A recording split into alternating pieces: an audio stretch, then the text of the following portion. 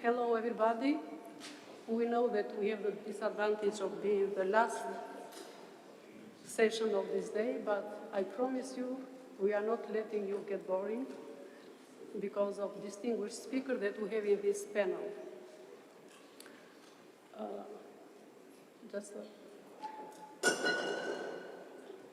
In this session, we are going to speak about money universe. I'm showing this very nice graph that gives an excellent idea about the significant changes that happen in money universe in nowadays and how many populated this universe have been done so far. I'm not going to talk about the shape, overlaps, or different colors because you can see, and I borrow this graph from Basel published, let's say, library. But I wanted to start from this point. Why? Because we can see that money universe have changed a lot, have been enriched a lot. But our concept for money continue to be the same. For us, money is a tangible or electronic item, universally accepted, and traditionally identified from the same function. But if we look back in history, we can reveal certain pattern of money evolvement during the time. Over century, there is a process of money dematerialization, and more its intrinsic value is becoming distant from face value. Why this change is happening? For sure, that this significant shift to happen in money framework should have been happened some previous changes. Number one, the existing framework of monetary worldwide poses some problems that was not able to solve within the same framework and without changing anything in the existing, let's say, infrastructure. And number two, another player comes in the view and promises to solve at least partially those problems.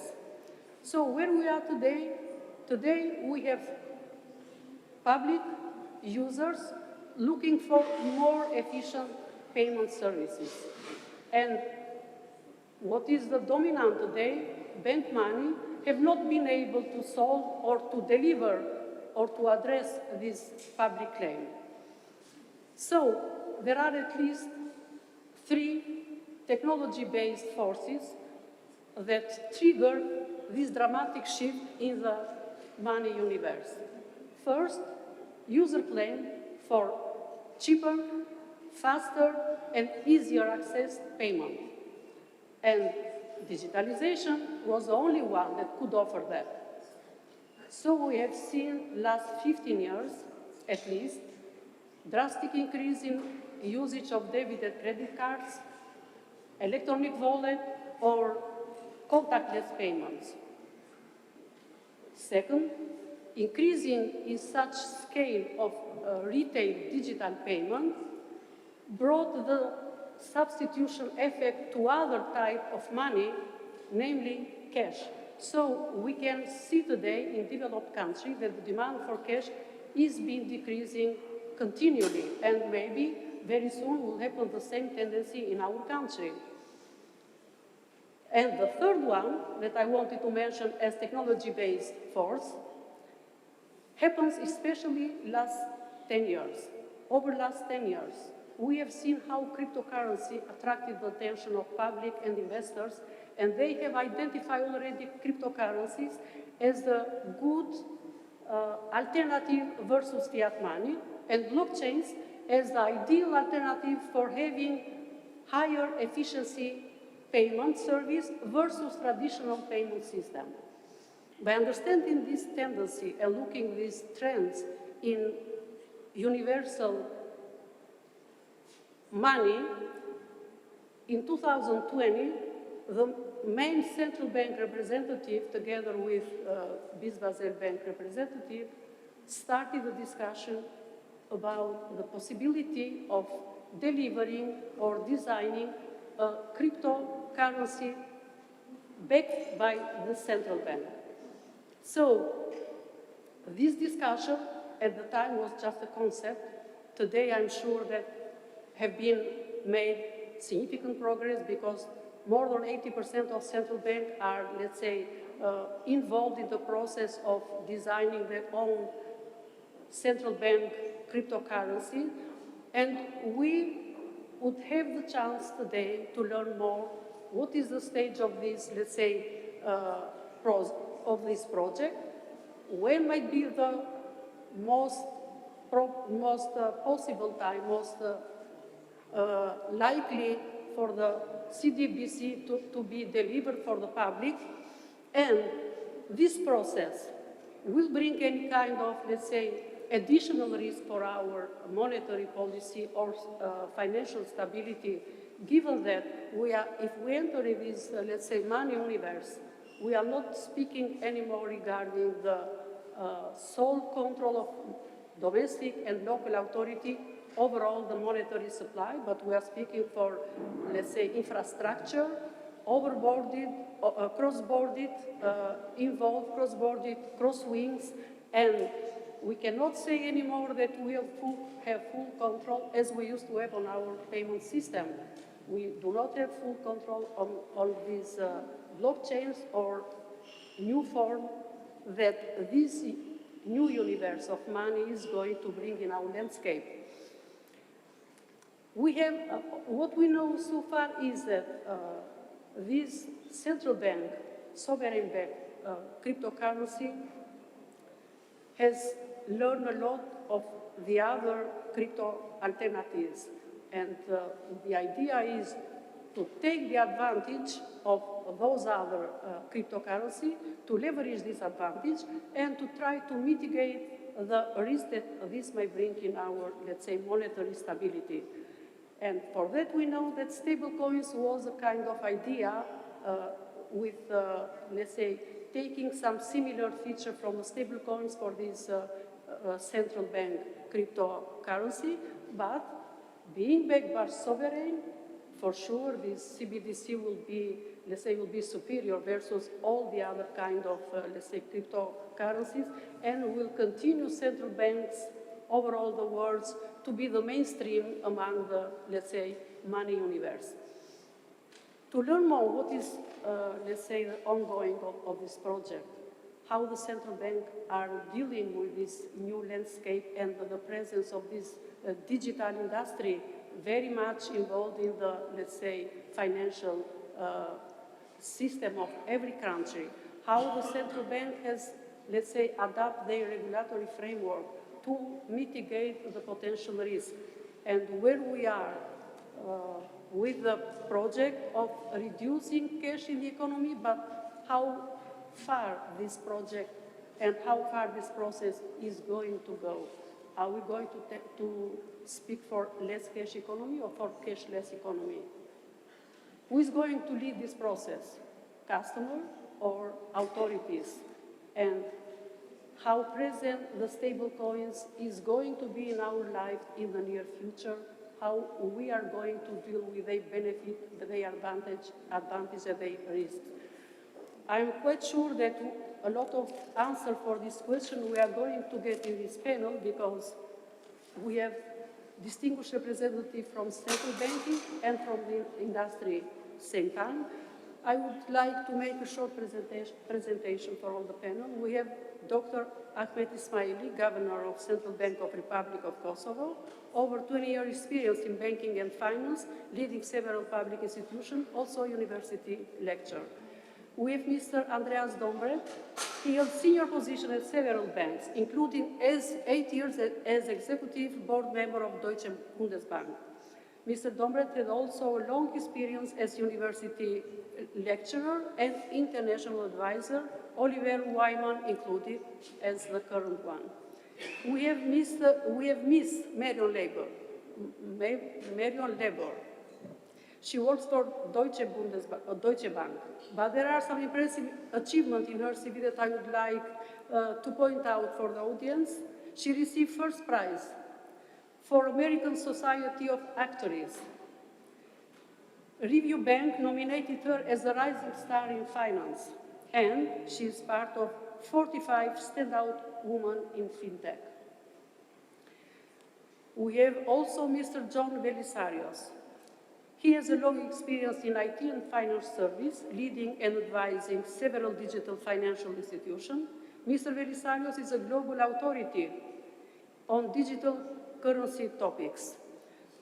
So I would, let's say, how we will process in this panel is that each of panelists, starting from Governor Ismaili, will make a, let's say, overview contribution for each angle they belong to, and then we can continue with any question and answer for all the panelists. Mr. Ismaili, you have the floor. Thank you. Thank you. Good evening, Mirama. First of all, let me congratulate you on 100th anniversary. This is really a historical achievement of the Central Bank of Albania.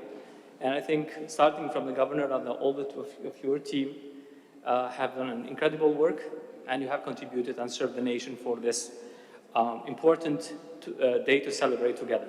So it's really my pleasure to be here. Second, we are the last panel for today, and I think we had the chance to hear a lot of important presentations and thoughts from very experienced people. I think we all can learn. And ending today with a digital landscape and the challenges is, I think, the right way to conclude the conference, which I can commend for excellent organization. So first of all, you rightly said, the first thing is that where we are. We acknowledge the fact that the digital, let's say, revolution is affecting the lives of everyone, including the way how the services are delivered, and as well how we perform, we do our payments. And we see as well that there is a pressure somehow on all regulators, which is coming mainly from the demand side, to adopt and to be able to lead the innovation, which is, we have to accept as well in an environment which digitalization is nowadays become a way to live. If you look to Kosovo case, we have a really young population, which is able to navigate on those digital times, but as well based on Findex report, the World Bank report, is telling that Kosovo is one of the most or the first in Western Balkans to be with the coverage of internet. So we have already 99% of our territory covered with the internet. That was due to the World Bank project before some years ago. So infrastructure was really important, and that is a base for digital services. So this is a precondition to have digital services. We, at the Central Bank of Kosovo, we have a thought that the digitalization and modernization of the payment system is the first thing to deal with. That's why we started this instant payment project, which is actually TIPS clone, later on converted to TIPS clone, which 5 of our Western Balkan countries are joining, with the idea to modernize with all other overlay services, including the QR code, the request to pay, and all other services which are relevant and as well part of this digitalization, the changing in behavior, how we pay. So knowing where we stand and having in mind that financial education literacy is very important, we have to make sure that as a regulator we do right steps gradually, and in this way we enhance our capacities, build our internal capacities as central bank. Second is that we are able to, from a regulatory point of view, to be agile, able to adopt, but as well to extend the infrastructure which is needed to deploy those services, and having in mind customer protection and market conduct as well. So this is not a technical exercise. It's huge responsibility. When we legitimate something, we have to make sure that really we are aware of the risks that are exposed, and we cannot let out of the control. So rightly is mentioned on this panel that we are speaking about monetary sovereignty, about financial integrity, about financial stability, AML, financial inclusion. So all of this of these are on our responsibility. In our case, Central Bank of Kosovo is the only authority in the country, financial authority in the country. So we are sole authority in regulating, licensing, supervising all financial sector. So for us, it's really a matter of financial stability, but as well financial integrity and monetary sovereignty as well. So started to build from something which we believe that is the first thing to do, so payment system infrastructure, modernized in the way that is serving the economy, the interest of the citizens, of the businesses, moving towards SEPA integration, which will allow us to join the payment system with European Union, having more interoperability between us, so in Western Balkans, being open to each other, so cross-border payments will support very much this idea.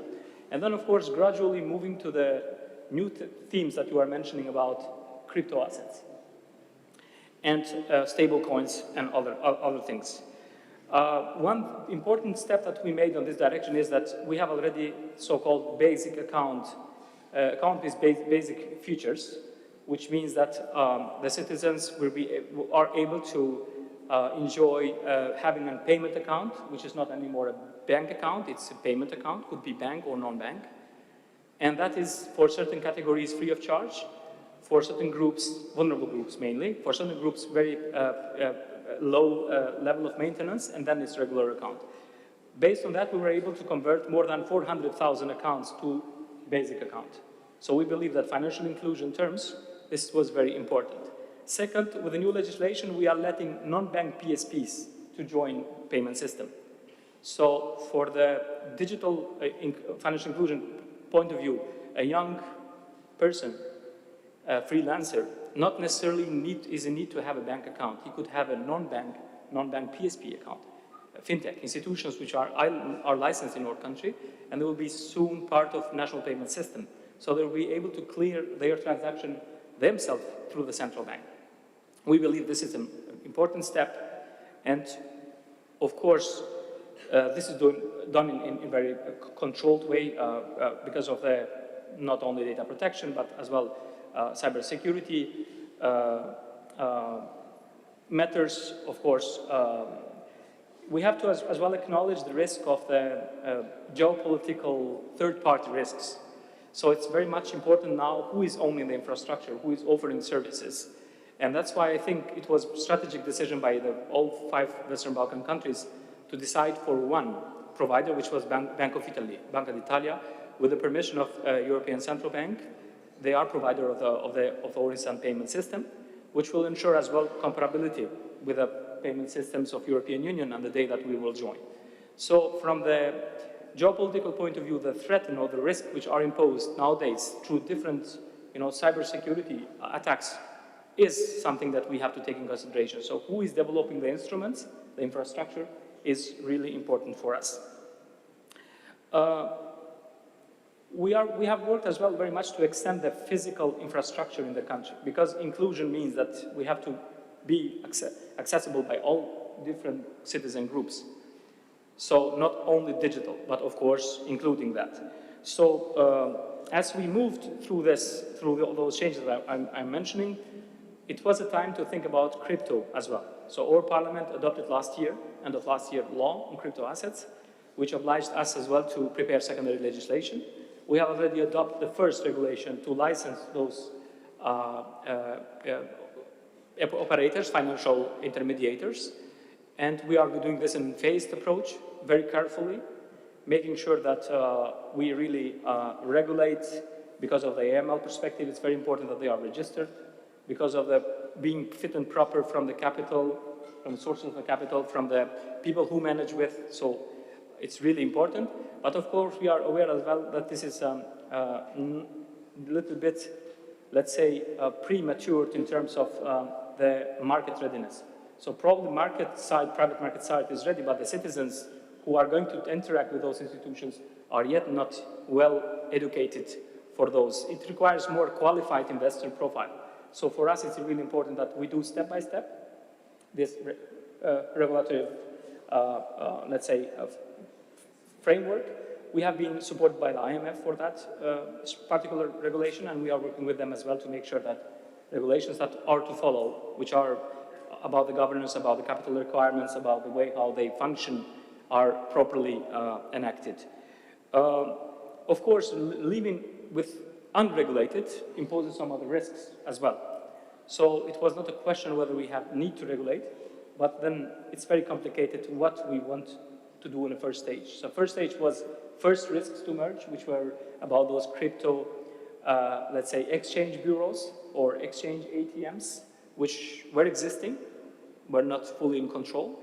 And now I think I could explain later what we did for now. But I think as we are coming from a very traditional payment system toward more modernized and incremental reforms have been made, nowadays we are doing really reform which is making us closer to the European Union, and as well being able to address at least the expectation of the public about digital and digitalization.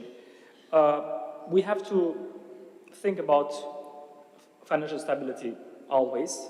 So we are not able to, we cannot trade for now, or at least we cannot trade the financial stability for, digitalization. But there is still potential that we can adopt new technologies moving forward and making sure that the integrity of the services is guaranteed, the trust is entitled within the product, and the financial literacy is following that carefully. We are, just to conclude for the last part about the CBDC, as we are a Euroized economy and we have our clear goal to join European Union, we are closely following the European Central Bank project Digital Euro. We believe that that's a right approach, and on the Central Bank we are just following the progress of the project there.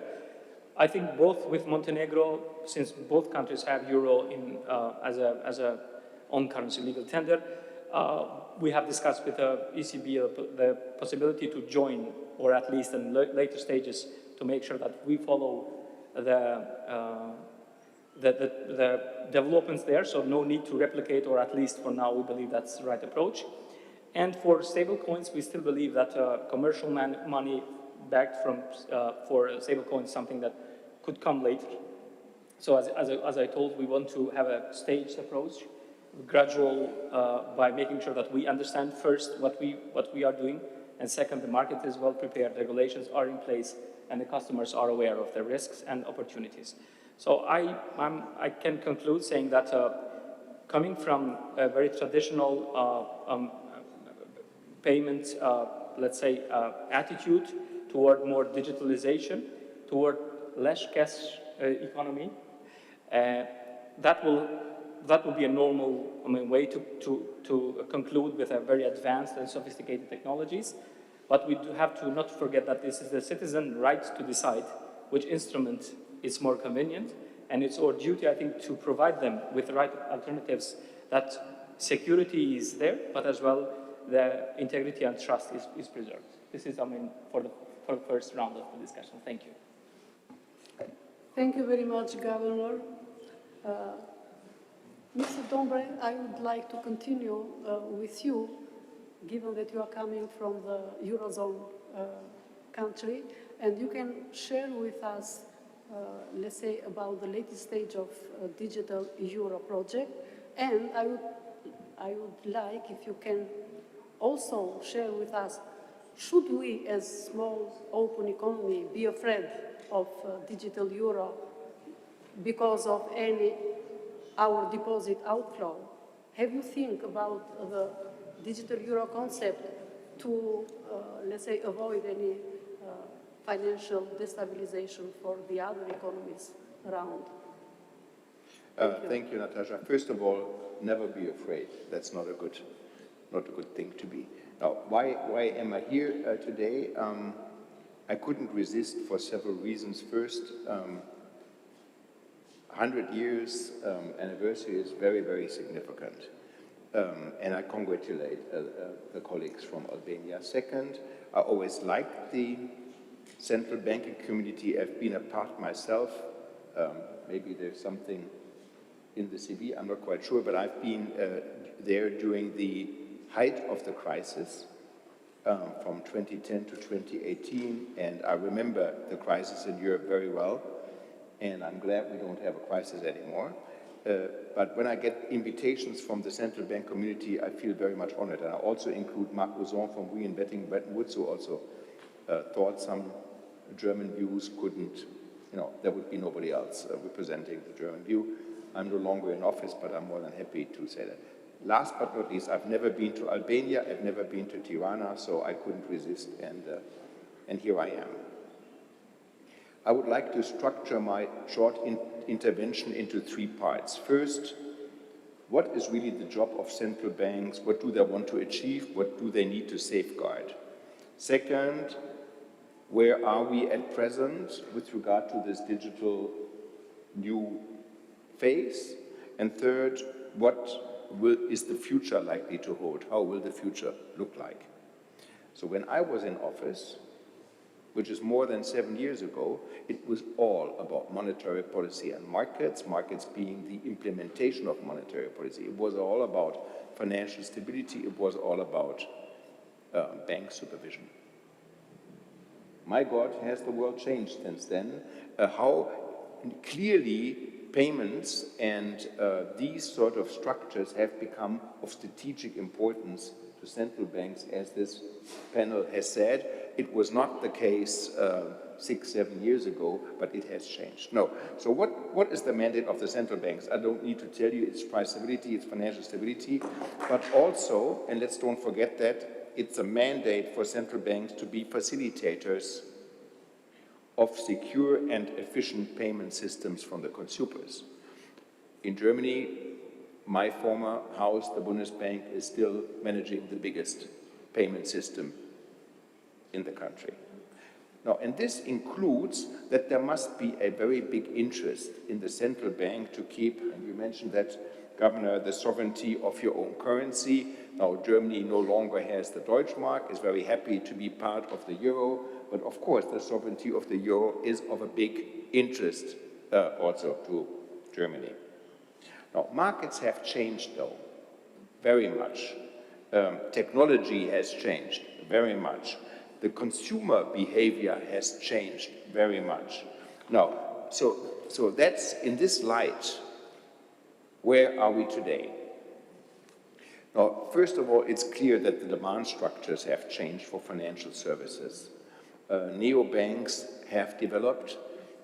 On a side note, let me tell you that in 2 days, in 48 hours, I will be elected chairman of a pretty large neobank in Germany called N26. So I thought I come here before I have the new job so I can speak freely.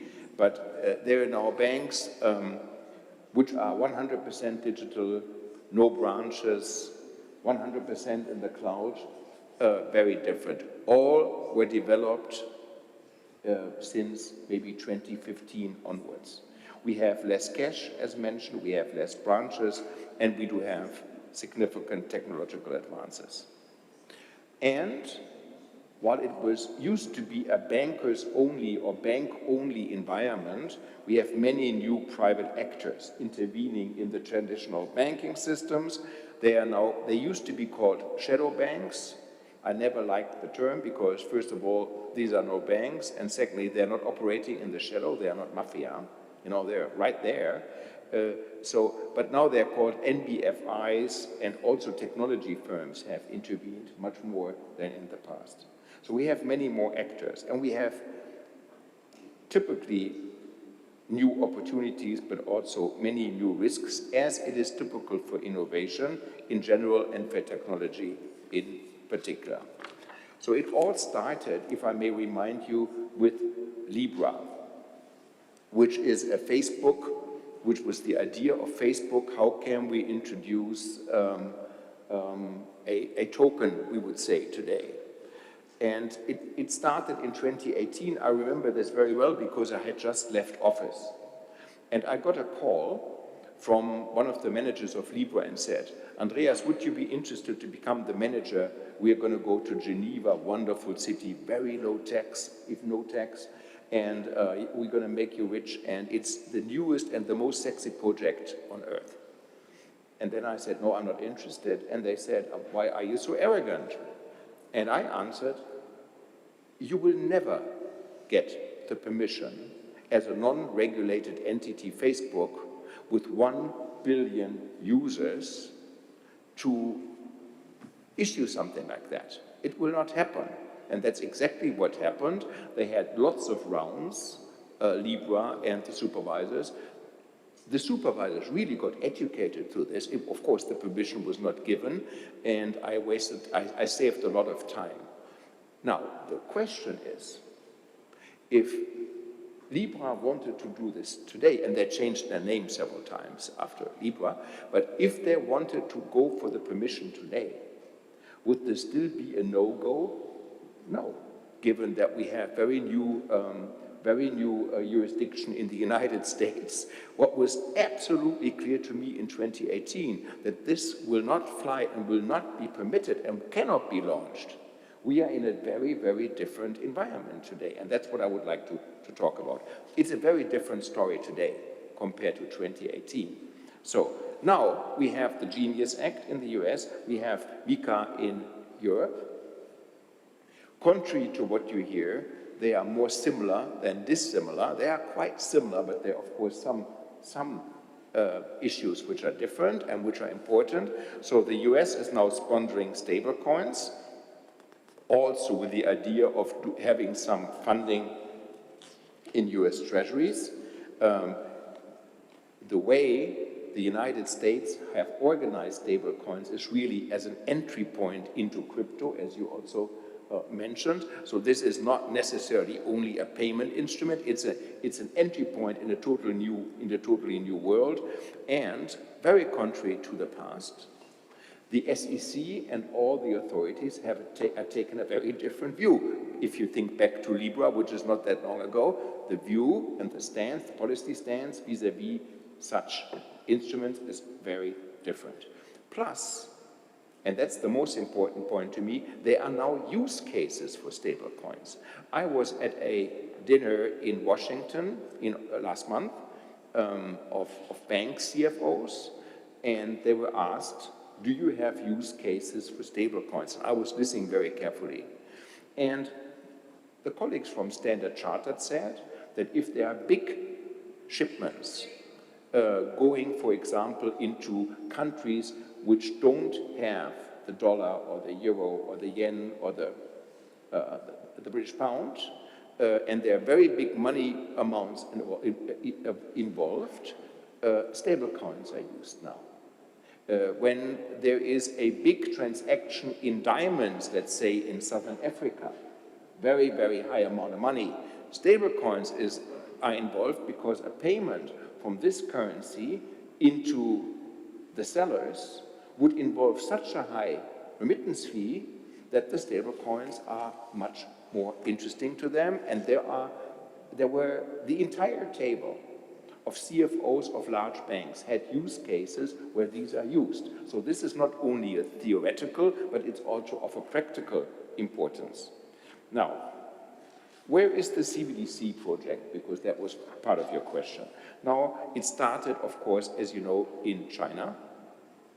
And it's not very easy to find good information about the digital renminbi or the digital yuan, but I am hearing that, of course, from our Hong Kong friends, that this is not at all going as well as we thought. Now, coming to the second large economic area to Europe or to the Eurozone, here we're talking about the CBDC, and there's some governors here from the Eurozone and former governors, so they know much better than I do, but I'm at least watching very carefully. It's not at all astonishing to me that China was the first country to start with this project, because if you look at how big their position in currency reserves globally is and how small the importance of the yuan, it made a whole, and they like to watch what their people do in terms of transferring money outside of the country, so it was a most logical project for them, and it's also, for the euro, much more logical to think about it. The US has stayed away even in the last administration, from a digital currency. This new administration is totally against it, but also the last one was very distant, because if you have close to 60% of global currency reserves, you can be much more relaxed. On the other hand, the professors from MIT are very much looking into it, and intellectually the US is very advanced in terms of a potential digital dollar. Now, the ECB, as you know, is pushing the digital euro. I don't need to say to do that. There has been a report of the EU Parliament, which you may or may not have seen, by Senor Navarrete, a conservative member of the Parliament. And he is the rapporteur, and he was rather critical about the digital euro. At least that's what I take from it. So, and by the way, the European banking industry is also rather critical. You have the ECB in favor, the Parliament critical, and the banking industry critical. So, and the negotiations will start in the beginning of next year. Let's look at this a little bit more closely. So, the rapporteur, who is not speaking on behalf of Parliament, but is speaking on behalf of the committee, he made a couple of statements. First, the wholesale digital euro is fully accepted. No worries about the wholesale part of it. Then the offline retail digital euro is also fully embraced and accepted. But the rest, or the main part of the digital euro, he started debating and he had a doubt about. So, coming to the third and last point of my short intervention, so what will the future hold? What is the future likely to hold given where we are in a changed demand environment and in different stages of the project?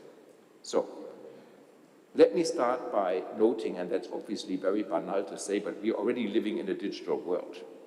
So the demand for traditional banking demands will not return. This is not likely. Also, the unit costs of the neobanks per customer per year are so much lower, and working out of a 100% cloud-based environment has such a high financial competitive that it's not realistic to assume that this will come back. So we are in a digital world and we are moving that way. So there has to be a reaction to it. By the way, this development, as the governor just said, is not a bad development because it's good for inclusion and it's also good for the costs of consumers. So, it may not be so good for traditional banks and for the revenue of traditional banks, but let's don't forget that consumers and inclusion arguments also play a role. So there are pros and cons, but there are also quite some pros for that. So it's all about, in my view, about use cases and about sovereignty. That's what it really comes down to. Is there a practical use case? Can we really make sense of it? And how do we defend, coming back to my first part of my intervention, how can we make sure that central banks can defend their sovereignty? Now, at the same time, we should note that the ECB is, I really must say, quite advanced in its preparation for the digital euro, and I can say that because it says Oliver Wyman, and I'm working with Oliver Wyman, and actually Oliver Wyman is writing the rule book for the digital euro, so I can tell you it is a very advanced project. So it's not something which has just started. We are in a very advanced, educated stage. So my take is the digital euro will come. I'm not 100% sure in what kind, shape, and form, but it should come, and it will come, and I fully agree with that, regardless of whether Oliver Wyman is writing the rule book or not. I really think that's the right thing to do because of sovereignty issues. It will come soon, probably soon as a wholesale version. There will be probably some compromises on the retail version, and now comes my most important point, plus. There will be private alternatives. So you will have a ECB-backed solution in the Eurozone with the digital euro, and I described a little bit where I see it going, but we will have euro stablecoins, which we don't have now, but all the big banks are talking about how can we issue this together, and we will have tokenization, a word you should be talking about much more, and start thinking about tokenization of deposits, etc. Last but not least, I think that there is a big likelihood of having bank-issued tokens. JP Morgan, as the largest and most prominent bank in the world, started with a JP Morgan token. And can I see that if there is, let's say, a big diamond deal in South Africa, and you don't want to go with a 5 to 7% fee by transferring money, would I take a JP Morgan token? Probably yes, because it has a lot more transparency than Tether, which never issued a balance sheet and never issued anything in terms of transparency. So we're going to go quite quickly in the digital world in which we are living into a sophisticated combination of an ECB or central bank backed as well as privately backed stablecoin token world, and I think that's what the future holds. Let me stop here. Thank you very much. Thank you very much, Mr. Dombret. Actually, what we understand is that authority accepted the challenges coming from the industry and decided to compete instead of blocking the development, because the idea is that the public should enjoy the benefits, but being also protected from additional risks. So let us pass to the industry side, and I would like to invite Marion. I remember that one of the other titles you hold is that you have been considered as cryptocurrency mastermind, right? So please share with us your knowledge about stablecoin or whatever you would like to discuss today. Yeah. So first of all, thank you very much for the invitation. It's a huge pleasure to be here today. Three things before starting. My view is personal, so it's not Deutsche Bank view. Second thing, I don't hold any digital asset. I don't have any cryptocurrency, so I'm not trying to advertise Bitcoin, stablecoins, or whatever, and I'm not allowed to buy any digital assets because it's part of my coverage. So I'm not trying, again, to convince you to buy anything. I'm not here to give any recommendation advice. Having said that, I will structure my talk into three main points today.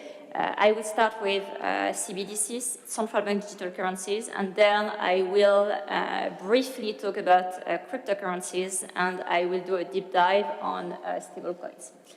So on CBDC, central bank digital currencies, it's been a huge topic, especially since 2020. It started well before that. China was pioneering the topic in 2014. Now we have over 130 countries in the world who are looking, researching, piloting central bank digital currency. It's even live in few countries, the Bahamas, Eastern Caribbean. China has also launched the digital yuan. In terms of our view, I'll share what you said, Andreas. For wholesale CBDC, we are clearly on the side that for us it brings a real value. It's very clear. In terms of retail CBDC, it's much more advanced, but in terms of value added, we are less convinced that it will really take off. And there are two issues on retail CBDC, especially on the digital euro, but it's the same for most CBDC. The first one is on anonymity. I mean, clearly privacy is a big topic. Not sure why it's there. So the first issue is anonymity. Privacy clearly has been mentioned a few times in the media. Personally, I don't think privacy is such a big topic. If it were a real topic, if you ask people what they think about privacy, everyone cares about privacy. If I ask here how many people have a smartphone, how many people have a Gmail, how many people have Google Maps, how many people have their card details on their smartphone, I'm sure most of us have those.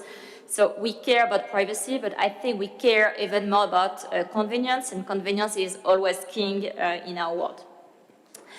To go back very quickly on the digital yuan and the point that you made, Andrea, so I think China has been heavily pushing the digital yuan for a couple of reasons, but they have a bigger aim, which is obviously to internationalize their RMB. But also one of the big issues for China is that most, if not all, transactions are basically via SWIFT these days, and China has been working on infrastructure, and especially SIPs. Russia has been working on SPFS.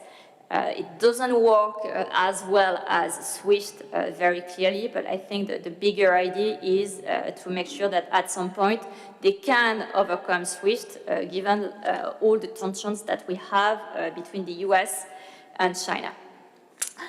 On the CBDC topic, so we are clearly seeing China on one side, which has decided to go big in terms of the digital yuan.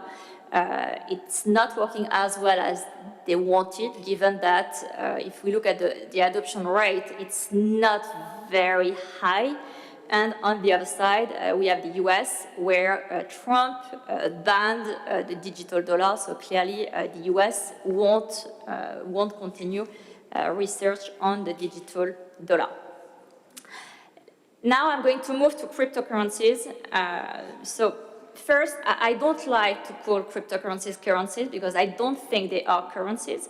They are very volatile. They are not widely accepted as a means of payment. So as an economist, I would prefer crypto assets, but I will call them cryptocurrencies so it's easier for everyone.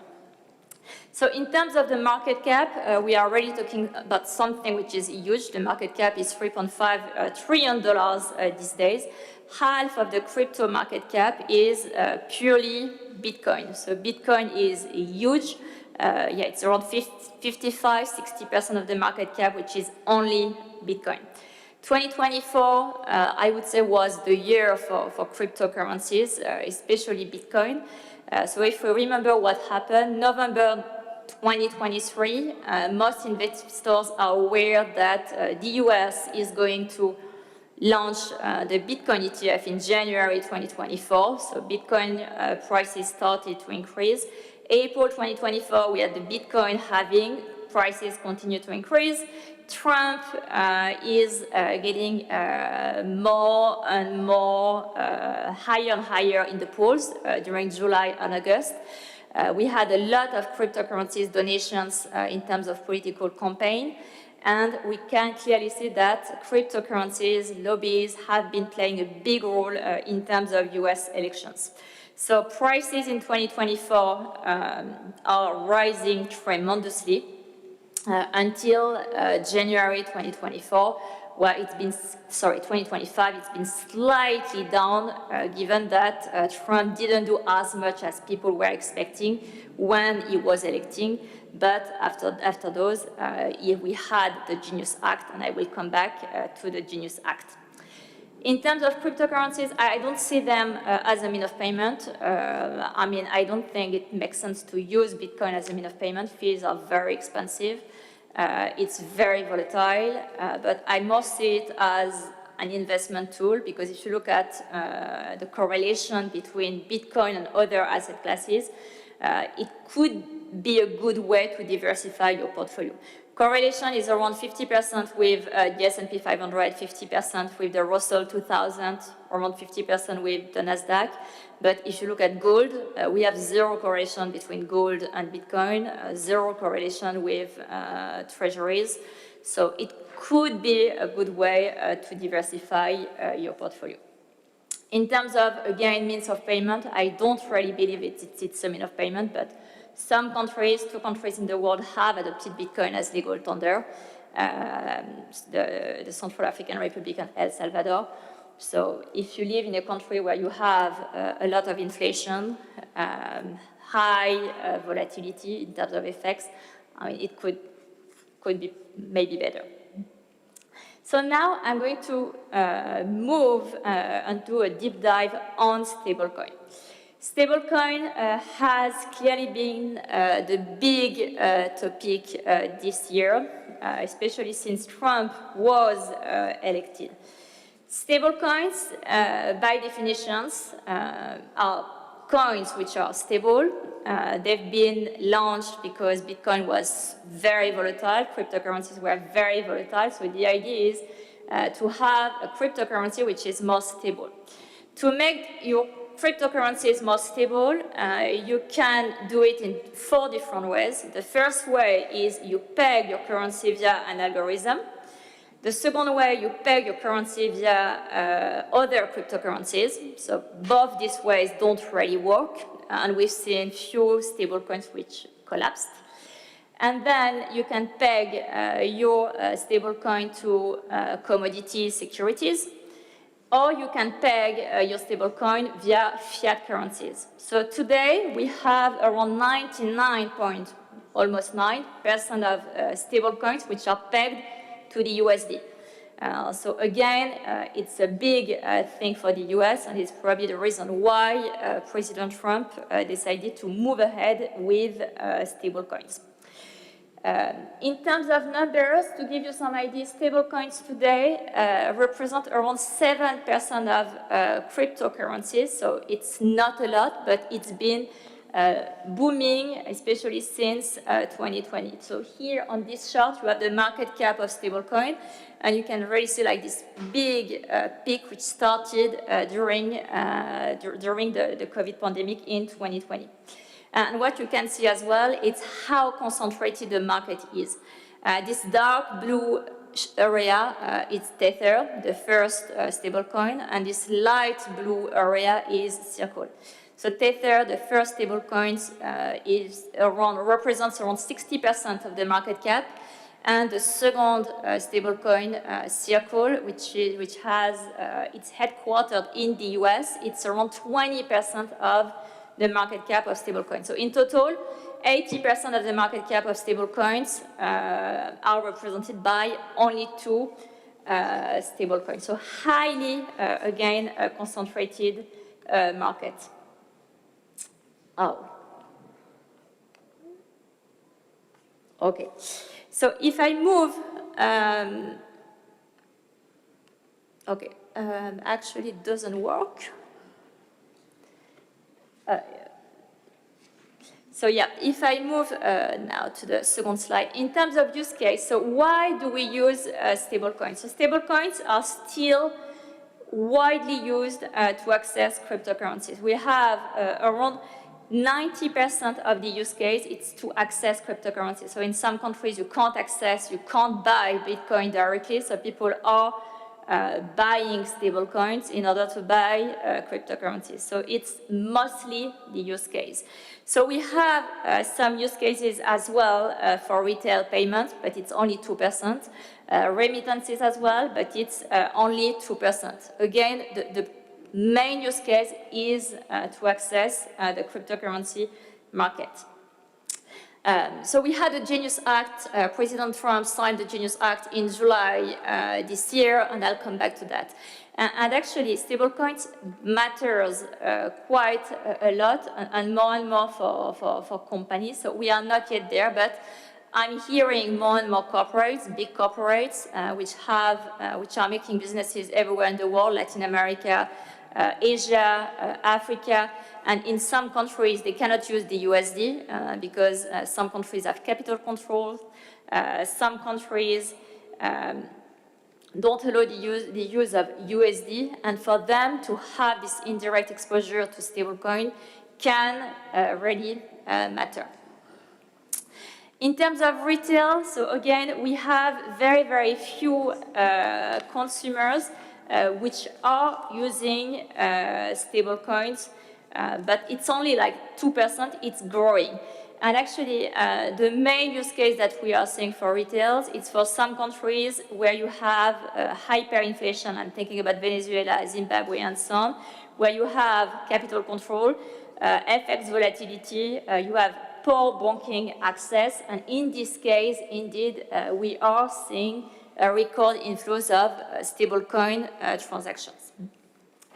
One word on the Genius Act. So we briefly mentioned the Genius Act before, and the Genius Act is clearly a turning point for the crypto industry, and especially for stablecoins. And there are a couple of points that I found extremely interesting in the Genius Act. The first one is the fact that it legally defines permitted stablecoin issuers for the first time. The second one, basically it requires one-to-one backing with US cash, so 93 days T-bills, very liquid treasury, and I'll come back to that because it creates a big demand for US treasuries. And the last point, it's basically extend AML, KYC, BSA compliance, so it's going to improve transparency, and the monthly disclosures as well are going to be much more transparent. One more point as well. So I mentioned that the biggest stablecoins issuers was Tether previously. Tether is not headquartered in the US, and part of the idea of the Genius Act was to make Tether accountable to the US.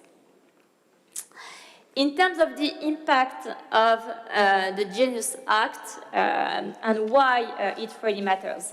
First, I think the Genius Act was a genius idea for the US because, again, 99% are pegged to the US, to the USD, so it creates more demand for the USD. And on this chart here, basically, as you can see, that's the largest holders of US treasuries. And you can see like the light blue bar here is Tether. So Tether is part of the top 20 US treasuries holders, which creates even more demand for the US treasuries. So it's a good sign, it's a good thing for the US debt, especially when you see on this chart, that's here the foreign holding of US treasuries, and it has significantly decreased from 71% in 2001 to 57% now. So in short, it creates even more demand for the US treasuries for the US. One word on risk, and here I want to highlight that, of course, there are a couple of risks. So there are some benefits, faster transactions, cheaper price, and so on. So we all know about that. But risk, we also have a couple of risks. Again, as I mentioned a few times, most of stablecoins today are pegged to the USD, one-to-one, but they can obviously also depeg at some point. One risk as well that I found very interesting is the fact that most illicit transactions in cryptocurrencies these days do appear in stablecoins. So we have 63% of illicit transactions that continue to appear in stablecoins, and the number of illicit transactions kept increasing over the years. And the way I see stablecoins, I think, again, from a geopolitical standpoint, from a US perspective, it's probably a good idea to have signed the Genius Act, but it also creates a wonderful prisoner's dilemma. In the sense that now all the other countries have to react. Most of them will probably react by launching stablecoins, euro-denominated stablecoins, yuan-denominated stablecoins, or even more USD-denominated stablecoins. But it's also going to facilitate illicit transactions, tax evasion, and probably as well money laundering. So in terms of global response, and we are back to the first point here, so to close the loop, there are two ways to respond to stablecoins. There are countries which decided to fast-track the digital euro CBDC, like the ECB. And we have some countries we decided to launch a euro-denominated stablecoins, yuan-denominated stablecoins. And most regions in the world have or are trying to do both, except the US. Again, the US banned CBDC, so it's very, very clear. And China, they have already, like, it's not live officially, but they have launched their CBDC, so it's also, I would say, live. And I'll stop there, but thank you so much. Thank you, Marion. Please, John, now the floor is yours. Thank you. I'm the last speaker, I guess, before the end of the session. The last but not the least, I should say. The panels. I just want to say congratulations once again, Governor and the Bank of Albania for the centenary of the bank. I want to start with a couple of points to discuss this afternoon. I'll talk a little bit about stablecoins, CBDC, and one of the key topics I think that is driving a lot of this discussion, the topic of sovereignty. So my background in this area comes from over 12 years of working directly with central banks on the digital currency projects. So I've worked with 18 different central banks, specifically on CBDC implementations, anywhere from a couple of months to several years actually on projects and engagements. And one of the latest ones was the digital tenge in Kazakhstan, which was actually launched their currency, digital currency, a couple of years back. So a lot of experiences both in the implementation side and a lot of the strategy and envisioning sort of the solutions that have been implemented as well. One of the key things that I learned, if somebody asked me, like, how do you summarize all of your experiences in a single sort of statement? And it was the biggest single driver that drove these central banks to implement these kind of, or launch these kind of projects and also look at implementing them. And I would say it's sovereignty. That's a single word that I would define sort of the CBDC projects and why those were sort of launched or explored, projects that were explored. I think that's sort of it captures it all. There's a lot of innovation. Obviously, there's a lot of things around the sort of contextual challenges in every jurisdiction, but a lot of it was driven around sovereignty, specifically how to maintain sovereignty, both from commercial players in the market, the card schemes and other international card schemes, but also from a geopolitical perspective, which actually is very interesting. Although that's not very documented and written in many cases, so it's not sort of in many of the reports. So today, sort of we look at the market and see a number of things that are happening. Stablecoins, CBDC topics, there's crypto. A lot of that is enabled and accelerated, I guess, by the Genius Act since the beginning of the year that was launched. And I think that's an interesting sort of, acted as an interesting catalyst for a lot of the things that have been going on. And I want to talk a little bit about the sovereignty topic in a bit more detail. We're at a moment, I think, that when the very architecture of money is being re-engineered. We sort of see when payments, credit, and settlement are migrating from institutions to infrastructures, and stablecoins and central bank digital currencies sit at the center of this transition. They force us to revisit the long-standing questions of sovereignty, regulation, and trust, but now through the lens of programmable borderless systems. My perspective today comes from the intersection of these digital asset infrastructure and policy design, and how we preserve national control when enabling those cross-border interoperability and innovation. The challenge before us is not whether to digitize money, that is already happening, but how we do so in a way that strengthens financial stability, protects the sovereignty, and still embraces the efficiency and technology that we can deliver. If we look at sovereignty through the historical lens, it was always about control, the authority to issue money, set policy, stabilize value within national borders. But digitalization and global connectivity has eroded those borders. Stablecoins don't create this erosion, they just expose it. A privately issued dollar-backed token that moves instantly across jurisdictions can, in effect, import another country's monetary policy and shift liquidity beyond domestic oversight. That doesn't mean we should resist this innovation, it just means that we have to re-engineer the sovereignty itself, define clear regulatory frameworks, introduce those interoperable CBDCs, and embed that compliance and transparency into the infrastructure. Sovereignty in the digital age isn't about isolation, but it's about setting the rules of participation in this global financial network, and that's where the stablecoins, when properly governed, can either weaken or reinforce a nation's control. If stablecoins test the boundaries of sovereignty, then CBDCs test the boundaries of efficiency. We often assume that once money becomes digital, cross-border payments will automatically become faster and cheaper, but the reality is more complex. When each central bank builds its own CBDC platform on separate rails, we risk recreating the same fragmentation we already have in today's correspondent banking systems. The real opportunity lies in the shared infrastructure. Examples like the BIS's Project Mbridge, which explored this in quite a lot of detail, where multiple CBDCs coexisted and settled directly on a common platform. What that showed was that interoperability and sovereignty aren't opposites. They can reinforce each other. Efficiency isn't about one technology. It's about coordinating the governance, the liquidity, and the standards across many. We navigate this next chapter of digital finance. The real test will not be about technological one. It will be an institutional one.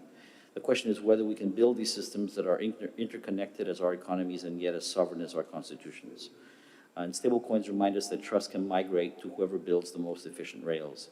CBDCs and projects like the one I just mentioned remind us that sovereignty can be preserved if we embed governance, transparency, and collaboration directly into those rails. The future of money won't be decided by those who issue it, but by the designs, the networks that which it flows.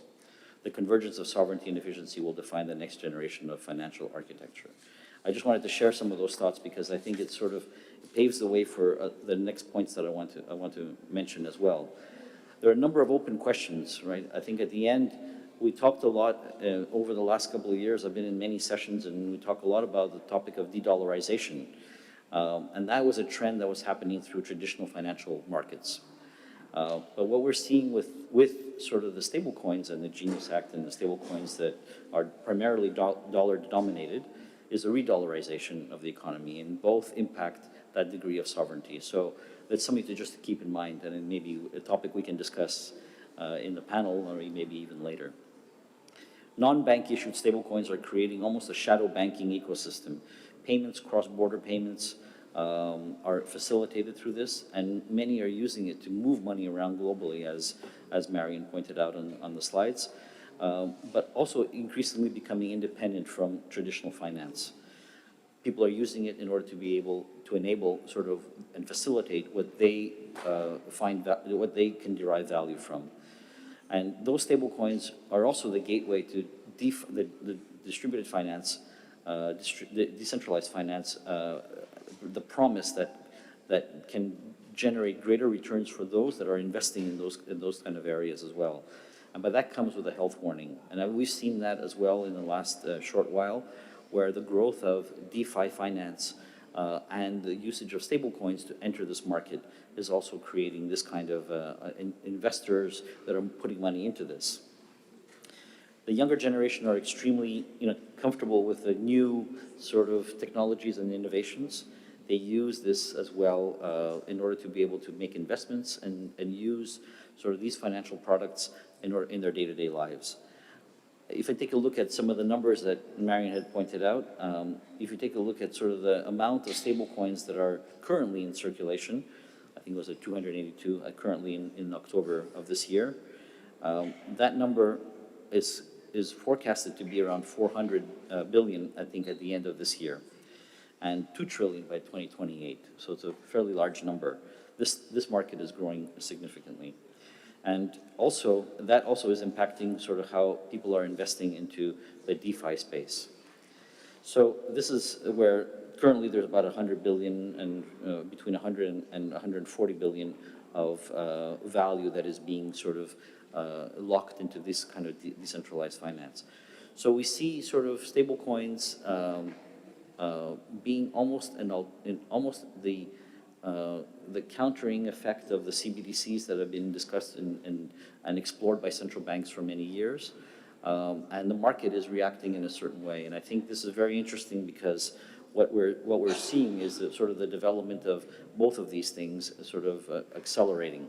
Obviously with the digital euro and with many central banks around the world that have been exploring and looking at implementing CBDC, I think it's creating an accelerated pace of innovation in the financial space, and something that we need to keep, very much on our radar, and also looking at how we explore to sort of take charge of this as well, and not letting it happen around us without us being in control. With that note, I just want to stop there and hand the floor back. Thank you very much, John. I'm going to a very short answer for each of you, and then we'll ask for any question for the audience. Let's start with you, Governor Ismaili. Shortly, public preference for privacy or government's preference for fighting against money laundering and tax evasion should prevail while deciding for acceleration versus cashless economy? Thank you, Ian. Again, as I said, we cannot afford to have an unregulated sector. And especially as new technologies that are emerging are bringing risks that we really have to mitigate proactively. So again, financial stability and risk associated to, including the liquidity risk that you mentioned, but not only reputational risk as well, could have implication financial stability. Monetary sovereignty and AML, as you said, financial integrity, those are issues that we are, by mandate, need to address. So that's why the actions that we take, the policies that we amend, have to take this in consideration. And I can say that, of course, it's a preference of the citizen to use the services, but again, financial literacy is something that it is a responsibility of us as well. So how much do they know about the products, about the services that we are allowing to licensing? It's a big responsibility to make sure that they are understandable, they have trust, and they are well regulated and supervised. Let me just say that what we have done in short, we have revised our strategic plan. We have established a department which is responsible for market infrastructure supervision. So separate department which is looking after this. We have a completely new division on IT cybersecurity supervision. We have approved 3 regulations which are critical for this. One is regulation on information system and cybersecurity management, which is based on the Basel Committee, DORA, NIS2 and NIS. We have as well approved regulation on outsourcing, so having defined criteria how we will defend the financial system from integrity point of view, but as well from the citizen point of view. So it is, I have to accept that our role has evolved, as Mr. Domret mentioned, but we cannot stay aside and not be involved on something which, if not properly and proactively managed, can have financial stability reconsiderations. Thank you. Thank you, Andreas. Question for you. We have stable coins backed by fiat money, and we are going to have CBDCs. Do you think that they should be designed as perfect substitution with each other, or is better to create some friction in terms of legs, fees, or maybe limits for stable coins? In my personal view, stable coins are privately issued instruments, and they can, whatever is allowed, can take any shape or form.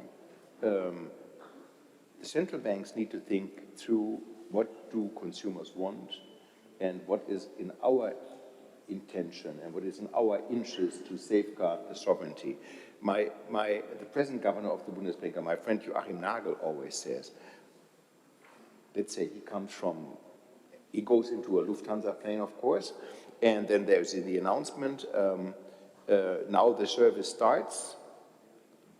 You can pay with MasterCard, Visa card, and no cash is allowed. And he said, well, maybe that's not good enough.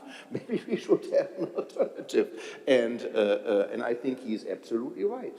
And if there is no cash allowed on board, which Lufthansa or any other airline can do, but then at least shouldn't there be a central bank-backed instrument allowed? I fully think that. And I also have no problem with stable coins, but the missing transparency. You know, I fail to see how somebody can have 60% of the market, Marion, and never issued a balance sheet. You know, that is tough. I'm sure you agree, and you with Deutsche Bank, you need to agree, and because you have to put out balance sheets all the time, yeah. And you know, how can that be? How can there be an oligopoly in the market, and, you know, Circle did issue I understand, a balance sheet, and that is already the exception and not the rule. And there something needs to be done. That's my problem, but we need a bigger variety, and stablecoins can do whatever they want. The good thing is about stablecoins, you cannot speculate in them. Because if you buy, let's say, a euro or a dollar-backed stablecoin, you know, the dollar and the euro, you can buy the currency itself. You don't need to go through a stablecoin, you know, unless there is a basket of currencies where you could start speculating on the basket of currency. Theoretically, it's just an instrument. So you know, I think we should have, my answer is wrong, we should have a variety of things, but including an ECB or central bank-backed instrument. Question for you, John. The original formulation of sovereignty defined it as a system independent from outside and superior from everything inside, everybody and everything inside the state. Of course, we have moved far away from this original definition, but are we going to further move after the entrance in the money universe of these new actors? What is your view? I think also with, probably yes. Sorry, so that's the short answer. But I think that the challenge will be more how to regain some of that control, I think, at the end of the day. It's not the fact, there will be I guess, a plethora of new instruments that will be introduced into the market. The stablecoins is just the first wave of them, and I think there will be many more, especially commercial bank instruments as well. And I think, but from other markets. So the central bank will have a challenge to be able to put its arms around all of that and try to have oversight and some level of control over it. So I think it will be, and that's where I think the role of the CBDC will actually be even more important, to have an institutional central bank issued form of money, an alternative to all these other digital instruments that are out there, to provide sort of a level of comfort for the wider population. I think it's very important to have that as an alternative to all the growing number of stablecoins that potentially have their own health hazard, because yes, they don't have a balance sheet, but they also may be doing other things that are very inappropriate as well behind the scenes. So I think a CBDC will be the right instrument to be able to provide a degree of control and more sovereignty over sort of the money in the economy. Thank you very much. Last question for you, Marion. You explained everything, but again, I want to, let's say, more strictly definition about answering shortly this question. Stablecoins are, let's say, asset-backed, collateral-backed, let's say. But as any other collateral value, it is fluctuating over the time, especially in crisis time. So we use so far in 5,000 years, we get used with money as a solid, let's say, measure of value and mean of payments. Could we think same for stable coins? So could we say that same as money, we can trust to stable coins, given this collateral fluctuation? So can we trust money? Yeah, sorry, with the echo, I'm not sure if I've heard very well. I mean, again, it depends which stablecoins we are talking, but if you talk about stablecoins which are pegged one-to-one, they shouldn't fluctuate, in theory. I mean, practically they are fluctuating. When we say they don't fluctuate, if they fluctuate only plus or minus 10% in the bond. But they are fluctuating, and actually if you look at history, so I mean, I've been working on a paper, I've been analyzing the history of exchange rate, fixed exchange rate for currencies since 1800, so I've been looking at 350 currency pegs over history, and we have less than 20% of fixed pegged currency which have been surviving in history. So most fixed pegs don't last forever. Okay. Thank you very much. If it is any question from the audience. I know you are not tired yet, so. Okay, thank you very much for your contribution. And